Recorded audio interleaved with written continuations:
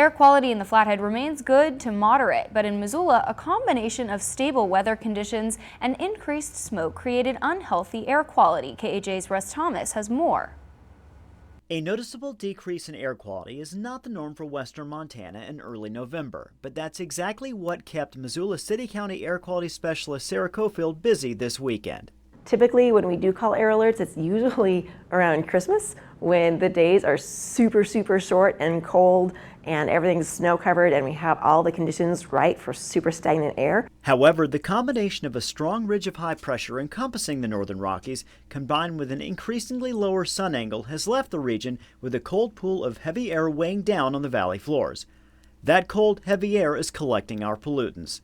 Cofield says that an unknown source of smoke led to Saturday's alert. A large part of why we had to call the alert this weekend was because we had that smoke that came in and filled Frenchtown and then came into Missoula. Frenchtown had really terrible air. It was unhealthy on Saturday, getting up to like levels we would see in a wildfire. Cofield says Saturday's smoke event provides a great example of why it is so important that people follow assigned fire restrictions. Anything you put into it from pollution sources just sits there and stays. What elevation is going to be above that trapped air level where if they do produce smoke, it's going to lift up and leave the area, as compared to if they're below that elevation, the smoke's just going to hit that ceiling and get stuck and not budge. Cutting down on other primary sources of fine particulate matter pollution, such as wood-burning stoves and fireplaces, as well as vehicle exhaust, is advised. In Missoula, Russ Thomas, MTN News.